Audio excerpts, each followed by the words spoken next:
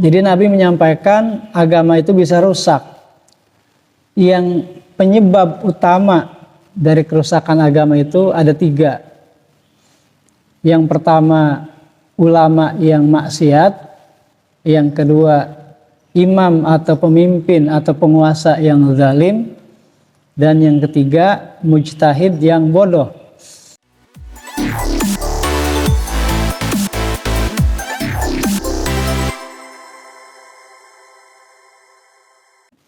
Assalamualaikum warahmatullahi wabarakatuh.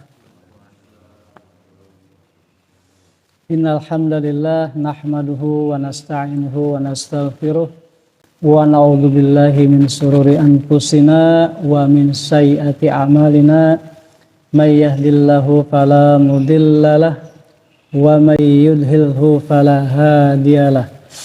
Asyhadu an la ilaha illallah wa asyhadu anna Muhammadan abduhu wa rasuluh.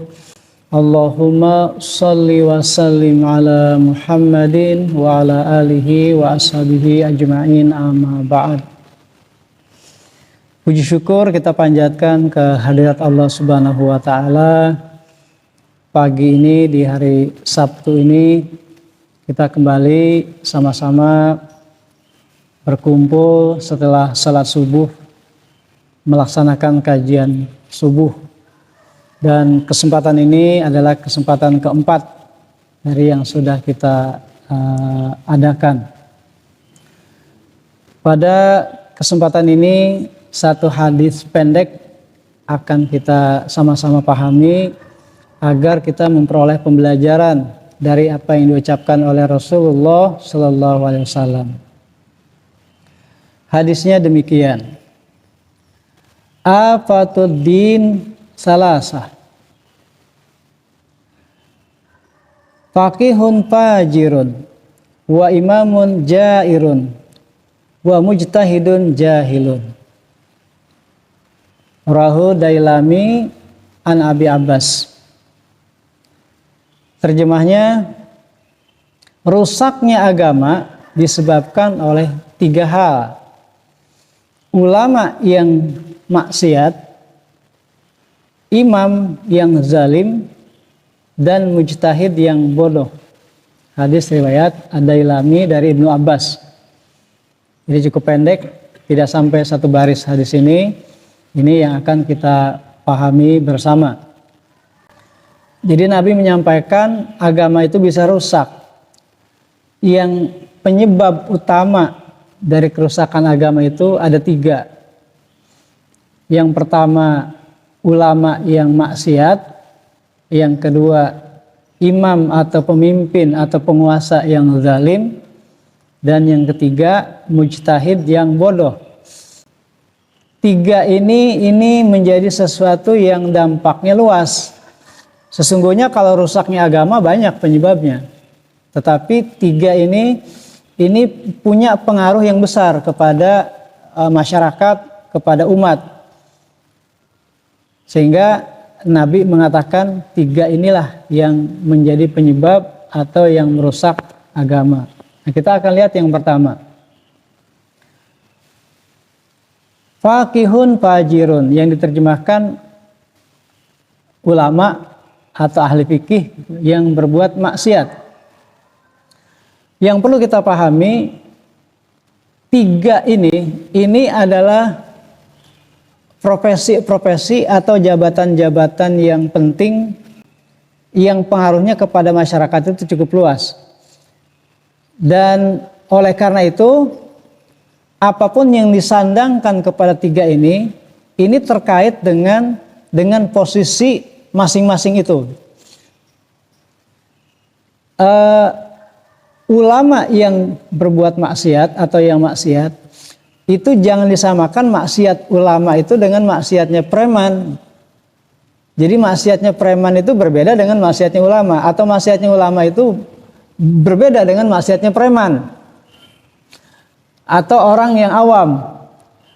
Jadi ketika dikatakan ulama yang maksiat, bukan berarti ulama yang berbuat zina gitu, atau mencuri, merampok dan sebagainya. Itu perbuatan-perbuatan orang umum. Maksiatnya orang awam seperti itu, berzina, mencuri dan sebagainya. Tapi maksiatnya ulama, maksiat yang berhubungan dengan keulamaan. Kalau orang umum yang tidak punya profesi yang penting dalam agama, berbuat maksiatnya ya maksiat umum, ya mencuri, ya berzina, ya merampok, ya menipu dan sebagainya. Tetapi kalau seorang ulama dikatakan berbuat maksiat, bukan berarti ulama itu mencuri, ulama itu berzina. Karena kalau ulama itu berbuat maksiat seperti orang umum, pasti ditinggalkan, jadi nggak akan merusak. Seorang ulama kemudian berzina misalnya, ketahuan oleh orang, diketahui oleh orang lain, maka pasti ulama itu akan disingkirkan, pasti akan ditinggalkan sehingga nggak merusak. Oleh karena itu, maksiatnya ulama adalah maksiat yang terkait dengan profesinya sebagai ulama, sebagai orang yang berilmu. Bagaimana orang yang berilmu itu berbuat maksiat? Yang paling menonjol atau yang paling utama di antaranya adalah menghalalkan yang haram. Itu jadi dengan keulamaannya, dengan pengetahuannya, dengan kepandaiannya mengambil satu kesimpulan, meruntut satu dalil-dalil sampai akhirnya melahirkan kesimpulan, sesuatu yang haram kemudian jadi halal. Itulah maksiat ulama. Dan kalau seperti itu, ini akan merusak. Karena apa yang disampaikan oleh ulama tersebut itu menjadi acuan bagi masyarakat. Yang tadinya orang menganggap itu haram kemudian jadi halal. Jadi semuanya melakukan sesuatu yang maksiat, yang tidak baik, yang haram. Jadi dengan cara tertentu seorang ulama itu membolehkan yang tidak boleh, menghalalkan yang haram, mengikuti sesuatu yang seharusnya tidak diikuti dan seterusnya. Mendukung atau menyokong orang yang sesungguhnya zalim sehingga jadi ikutan masyarakat, maka akhirnya jadilah masyarakat itu mengikuti sesuatu yang sesungguhnya tidak benar, tidak baik karena dia mengikut ulama. Sebab ulama itu kata-katanya didengar, fatwanya diikuti, beda dengan orang umum. Nah itu yang dimaksud dengan maksiatnya ulama. Nanti kalau misalnya seorang pedagang, maksiatnya beda lagi. Pedagang bukan maksiatnya berzina. Seorang pedagang maksiatnya ya menipu barang. Barang yang sesungguhnya nggak bagus tapi dipoles jadi seolah-olah bagus sehingga pembeli tertipu. Timbangan diganjel, dicurangi dan sebagainya. Kalau dia beli itu maunya penuh, tapi begitu dia jual dikurangi. Dan itu nyaris terjadi hampir di semua lini kehidupan. Gitu. Kalau kita lihat orang menjual barang yang bahkan itu produk dari satu perusahaan besar. Misalnya kalau di bangunan ada besi dibilang ukuran 10, sesungguhnya ukurannya 10 atau enggak? Biasanya enggak. 4 meter, nanti itu sesungguhnya enggak ada 4 meter. Selalu begitu. Apalagi sih kalau timbangan itu orang yang sudah pandai menimbang, dia tahu bagaimana cara menimbangnya agar timbangan itu kurang. Apalagi beras, literan gitu, seliter. Kalau yang ahli menakar beras liter, itu bisa jadi beras yang 50 liter nanti jadinya 55 liter gitu. Dengan keahliannya. Jadi di masing-masing bidang, kemaksiatan itu ya sesuai dengan bidangnya. Yang sopir, nanti ada maksiatnya. Caranya beda lagi. Bagaimana cara dia membuat kecurangan dan sebagainya. Jadi maksiat itu masing-masing bidang. Tetapi kalau misalnya sopir itu berbuat maksiat, tidak merusak agama. Kalau pedagang itu berbuat maksiat, tidak merusak agama. Tapi kalau seorang ulama berbuat maksiat, mencurangi apa yang seharusnya haram jadi halal, itu efeknya luas kepada masyarakat, bahkan kepada bangsa gitu. Makanya rusak agama dengan ulama yang maksiat. Yang kedua, imamun jairun. Imam yang zalim.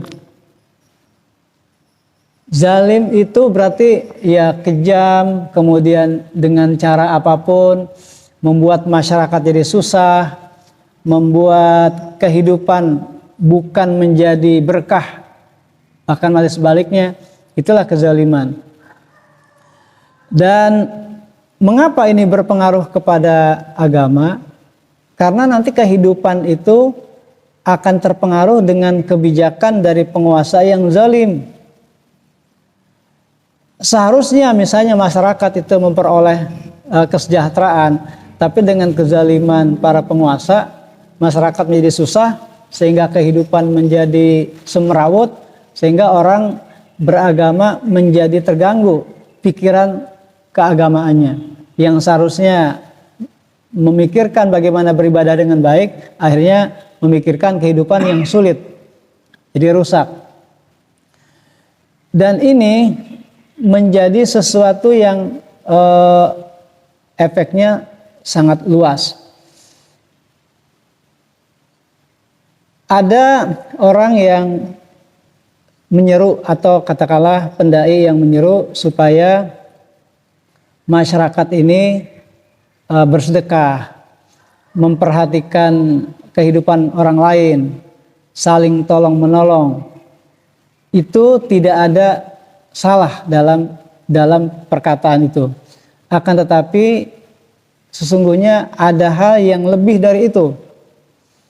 Terkait dengan imamun jairun, imam yang zalim ini, sesungguhnya kalau satu wilayah, satu bangsa, satu negara itu dikelola dengan baik, dengan amanah oleh si penguasa, siapapun penguasanya, mau agama apapun, kalau dia baik mengelolanya, kalau amanah mengelolanya, maka wilayahnya akan sejahtera. Di zaman para khalifah yang adil dahulu, bahkan terjadi para orang-orang kaya itu sulit mencari siapa yang mau menerima sedekah, siapa yang mau menerima zakat, karena semua orang sudah sejahtera. Jadi kalau satu wilayah, satu negara dikelola dengan baik, maka kesejahteraan itu akan diperoleh. Nah, kalau satu masyarakat, satu bangsa, satu negara tidak memperoleh kesejahteraan, itu karena negara atau bangsa itu tidak dikelola dengan baik. Itu karena imamnya zalim. Sehingga ketika Allah menyampaikan bahwa rusaknya agama atau disebabkan karena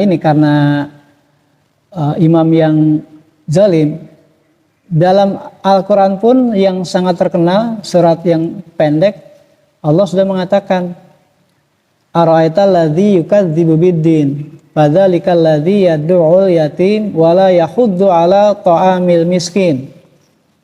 Tahukah kamu orang yang mendustakan agama? Nih terkait nih. Di sini merusak agama, di dalam Al-Quran mendustakan agama. Itu masih dalam satu lingkungan. Bagaimana orang yang mendustakan agama itu? Yaitu orang yang mengusir atau tidak memperhatikan, memarginalkan, meminggirkan anak-anak yatim, dan tidak menganjurkan memberi makan orang miskin. Nah, ini kata menganjurkan memberi makan itu berarti harusnya ada orang-orang yang melihat kondisi orang lain, jadi dia menjadi mediator, menyampaikan kepada yang berwenang gitu. Sehingga sesungguhnya surat itu berkaitan dengan tidak adanya sistem yang baik yang membuat masyarakat yang miskin itu menjadi terbantu dari orang-orang yang mampu, bahkan dari harta yang dikumpulkan oleh penguasa dalam bentuk Kalau dulu disebut Baitul Mal gitu. Kalau sekarang ya mungkin keuangan negara yang dikumpulkan itu. Jadi tidak adanya sistem yang baik yang membuat orang-orang yang miskin itu menjadi terbantu, itu adalah pendusta agama. Dan itu berarti dengan tidak adanya sistem itu berarti memang penguasa tidak membuat satu sistem bagaimana agar orang-orang yang miskin itu terbantu. Jadi ketika satu wilayah, satu negara dikelola dengan baik, ini ekstrimnya begitu, kalau perlu nggak usah ada sedekah. Kenapa? Ya pernah terjadi, orang mau sedekah aja susah, mau zakat susah. Kenapa? Karena negara dikelola dengan baik. Jadi kalau memang satu negara dikelola dengan baik, maka nggak perlu itu minta-minta mengumpulkan dana dari masyarakat bawah, kemudian untuk menolong masyarakat yang sulit. Semua pasti akan sejahtera jika satu wilayah dikelola dengan baik.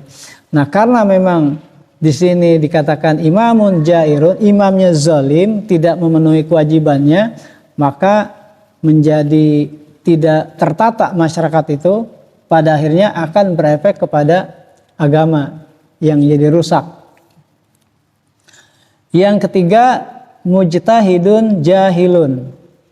Mujtahid ahli ijtihad, ahli menetapkan hukum gitu. Ini boleh tidak boleh, ini halal atau haram, ini hukumnya apa dan sebagainya. Itu yang bodoh.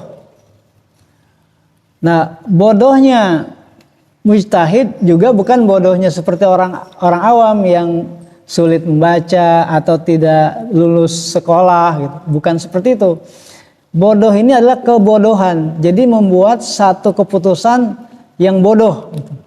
Bukan bodoh orangnya, tetapi bodoh apa yang dilahirkannya itu. Sehingga kita juga bisa menangkap, masa hukum ini dikatakan begini begitu. Masa begini dikatakan begitu dan sebagainya. Kita bisa melihat bahwa cara berpikir dari mujtahid ini itu tidaklah benar, sehingga itu merupakan satu kebodohan. Dan tiga ini tadi ulama, kemudian penguasa dan mujtahid, itu bisa jadi mereka itu berkumpul dalam satu barisan, sehingga ulamanya mendukung penguasa yang zalim, kemudian mujtahidnya memberikan fatwa-fatwa yang mendukung penguasa yang zalim. Maka rusaklah agama disebabkan tiga hal ini itu yang bergabung. Jadi kalaupun mereka masing-masing gitu, ulamanya maksiat dengan ilmunya, kemudian penguasa zalim dengan kekuasaannya itu sendiri-sendiri gitu. Mujtahid juga melahirkan satu keputusan-keputusan yang bodoh, itu pun sudah rusak. Kalaupun masing-masing gitu. Nah, bagaimana kalau ketiganya itu satu barisan gitu. Ulamanya mendukung penguasa yang zalim, mujtahidnya melahirkan ijtihad juga yang mendukung penguasa yang zalim, maka rusaklah agama. Nah, kita tidak mengatakan itu ada di mana. Itu bisa jadi ada dimanapun, di zaman kapanpun, termasuk di zaman sekarang. Bisa jadi kapanpun. Dan yang paling spektakuler nih dari hadis ini terjadi dalam sejarah itu memang di zaman Fir'aun. Orang-orang kayanya dimanfaatkan untuk menambah kekayaan. Para ulamanya itu juga dikuasai oleh Fir'aun untuk melahirkan kesimpulan-kesimpulan hukum-hukum yang mendukung dan seterusnya. Dan itu bisa terjadi dimanapun dan kapanpun. Ketika itu terjadi, maka akan merusak agama. Nah, lalu bagaimana orang-orang yang ingin tegak di dalam agama, maka dia harus paham, harus tahu bagaimana orang-orang yang tiga tadi ini berbuat. Sehingga ketika apa yang disampaikan itu benar diikuti, kalau yang salah ditinggalkan. Dengan demikian, walaupun memang ketiga hal ini bersatu itu akan merusak agama, tapi bagi orang-orang yang tetap mau lurus dalam agama, dia tetap bisa berada pada jalur yang lurus, asalkan mampu memang bisa melihat bagaimana kesalahan-kesalahan atau bagaimana kezaliman-kezaliman, bagaimana kesesatan dari orang-orang yang punya kuasa dan berpengaruh kepada orang lain. Nah, mudah-mudahan kita bisa menjadi masyarakat yang mampu membedakan mana yang benar dan mana yang salah, mana yang hak dan mana yang batil. Demikian yang dapat saya sampaikan, dapat kita kaji pada kesempatan ini. Mudah-mudahan bermanfaat buat kita semua. Wabillahi taufiq wal hidayah. Wassalamualaikum warahmatullahi wabarakatuh.